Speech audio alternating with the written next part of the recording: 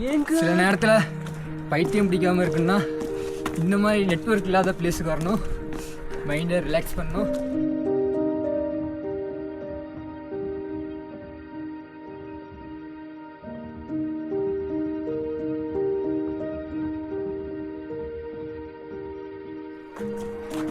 நீங்கள் பார்க்கறது எல்லாமே ஃபுல்லாக க்ரீன் ஃபுல்லாக தான் தெரியும் உங்களை தவிர.